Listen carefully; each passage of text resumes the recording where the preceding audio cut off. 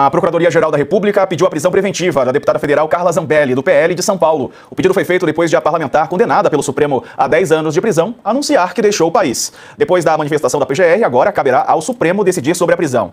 De manhã, a parlamentar anunciou em entrevista à rádio Áudio Verde que havia deixado o Brasil por, segundo ela, ser alvo de uma pressão judicial. Bom, eu queria anunciar, Pitório, que eu estou fora do Brasil. Já faz alguns dias. Eu vim, a princípio, buscando um tratamento médico, e é um tratamento que eu já fazia aqui. E agora eu vou pedir, inclusive, para que eu possa me afastar do cargo. Tem essa possibilidade na Constituição. Acho que as pessoas conhecem um pouco mais isso hoje em dia, porque foi o que o Eduardo fez também. Ele pediu uma licença, né, não remunerada. Então eu passo a não receber mais salário. E o gabinete vai ser ocupado pelo meu suplente. Então o suplente assume e eu fico fora do país durante esse período. Eu vou me basear na Europa. Eu tenho cidadania europeia, então estou muito tranquila com relação a isso. Gostaria de deixar bem claro que não é um abandono do país, não é desistir da minha luta, muito pelo contrário. É resistir.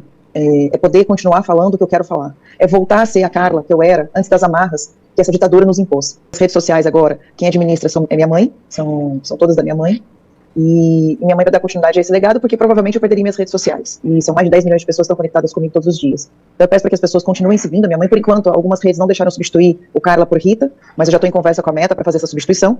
E no YouTube vai ser Família Zambelli. Então, vou continuar em contato com vocês, agora mais do que nunca, poder voltar a denunciar todos os desmandos que a gente observa nesse país e que eu tenho ficado calada diante de uma pressão judicial que eu tenho sofrido.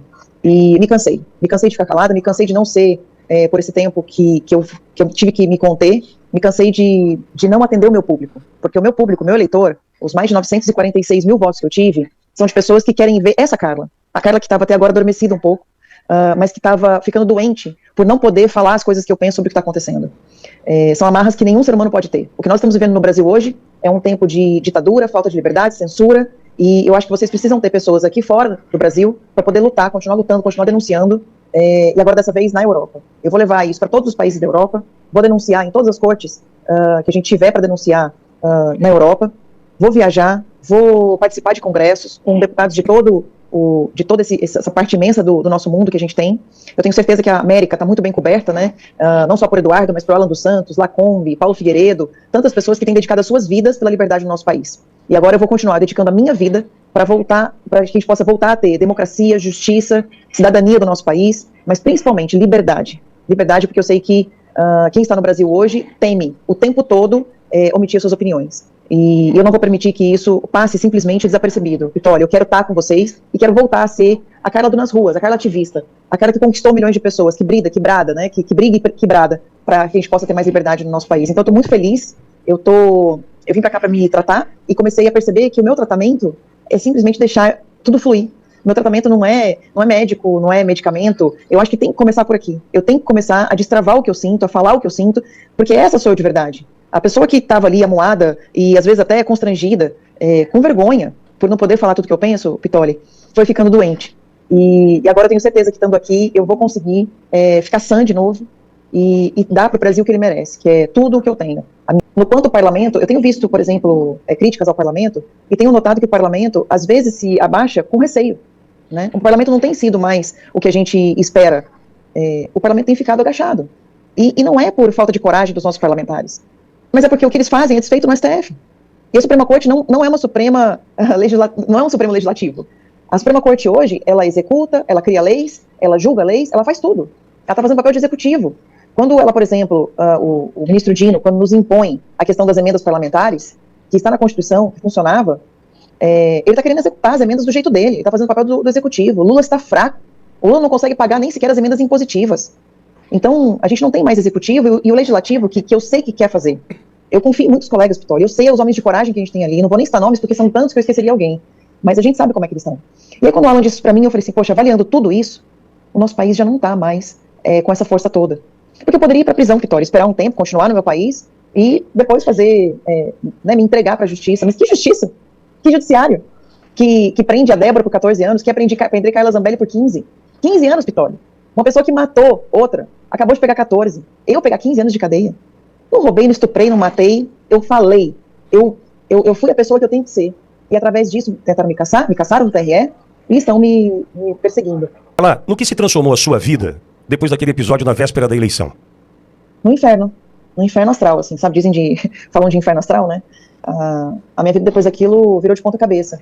E você vê, Pitori, sinceramente eu acredito que eleição, agora eu posso falar com mais tranquilidade, a gente sabe muito bem que eu perdi, porque Bolsonaro perdeu, que não foi eu que ajudei ele a perder, não foi eu que incentivei. Não dá pra gente acreditar em pesquisas no nosso país, porque elas são manipuladas, e não dá pra gente acreditar em urnas eletrônicas.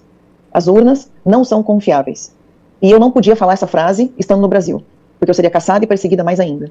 Aqui fora eu posso falar. Nossas urnas não são confiáveis. Enquanto não tiver um voto impresso ao lado da urna eletrônica, enquanto a gente não tiver contagem pública de votos, nós não teremos democracia no nosso país. Foi para essa sanha de poder do TSE que o Bolsonaro perdeu.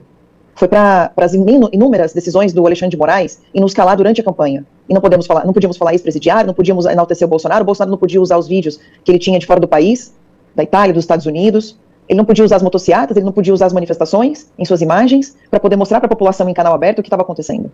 Então foi um conjunto de coisas. Foi a falta de confiabilidade nas urnas, foi a falta do voto impresso, foi a questão da contagem pública que se dá numa sala onde poucas pessoas têm acesso, que não se sabe o que é feito ali depois.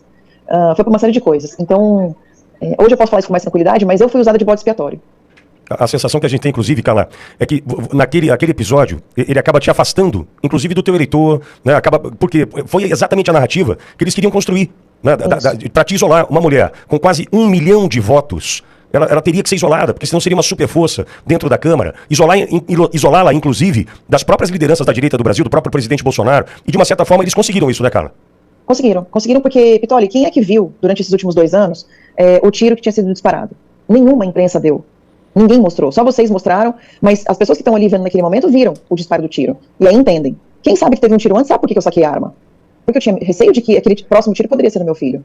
E, então, assim, por que a imprensa não falou desse disparo? Porque a narrativa já tinha sido criada de que um jornalista tinha conversado comigo e eu saquei a arma e saí correndo atrás dele, como se fosse uma louca. E se fosse isso, realmente, seria demente, né? É demência. Agora, como aconteceu, eu posso ter errado em ter dado conversa, né, para ele, que nisso eu errei, né, até ter começado a conversa e tentado, ali de alguma forma, mostrar que ele estava sendo machista, misógino, tudo que eles acusam o Bolsonaro, né, mas na verdade são eles que são. Haja vista como o Lula, por exemplo, fala das suas coreligionárias, né, não vou nem repetir que é uma palavra muito feia, mas, né, fala sobre as opções sexuais delas. Então, a gente percebeu que eles criaram uma narrativa para me afastar do Bolsonaro, para que a direita pudesse ver só uma parte daquele episódio, e hoje quando a direita vê o episódio todo, que o Darcy inclusive queria agradecê-lo porque ele fez um vídeo excelente sobre isso, aí sim a gente vê que as pessoas concordariam comigo. Mas aí a narrativa já foi criada, aí a depressão já tinha acontecido, Pittoli, o afastamento entre mim e o Bolsonaro já tinha acontecido também, e ele já tinha sido contaminado pelo Fábio Van Garten, que foi a pessoa que ficou ali no ouvido dele o tempo todo, falando que perdi por causa você perdeu por causa da Carla. Agora, Carla, eu imagino pros Estados Unidos e pra Europa, o recado que fica: Eduardo Bolsonaro deixa o Brasil sob risco de ser preso, ter passaporte tomado, tudo o que ele estava enfrentando aqui. Na sequência, a mulher mais votada do Brasil, quase 1 milhão de votos, deixa o país correndo o mesmo risco por conta de perseguição. O recado está dado para o mundo. O mundo acabou de ouvir um recado. Com certeza, Pittoli, é isso que eu quero fazer. Quero ombrear com o Eduardo essa luta. Ele tem feito um trabalho maravilhoso. Tanto é que muita gente me perguntou, né, mas por que a Europa e não os Estados Unidos, já que tem bastante gente? Eu falei, o caminho dos Estados Unidos já está asfaltado, né? A gente teve Alan dos Santos, Paulo Figueiredo asfaltando esse caminho, aí veio Lacombe, veio mais uma série de pessoas, né, que estão aqui que estão lá nos Estados Unidos, que estão aqui fora do Brasil, e Eduardo veio asfaltando esse caminho. Mas é justamente por isso que eu estou escolhendo a Europa, porque ele está fazendo um trabalho exemplar, né, nos Estados Unidos. E acho que na Europa a gente precisa ter alguém que fale espanhol para conversar com a Espanha, português para conversar com a Itália, inglês para conversar com a Inglaterra também. A gente precisa estar próximo da Inglaterra. E eu tenho um italiano ainda não tão bom, mas vou desenvolver meu italiano. Eu quero estar nos principais lugares, eu quero falar com o povo francês, e a gente vai também falar com os outros países menores, porque em cada lugar a gente tem pessoas que podem lutar por nós, né? E assim, já estou em contato com algumas autoridades, né? O IES Brasil, que tem sede nos Estados Unidos, também tem sede na Europa, e é aqui que eu quero ajudá-los, né, a fazer crescer esse movimento.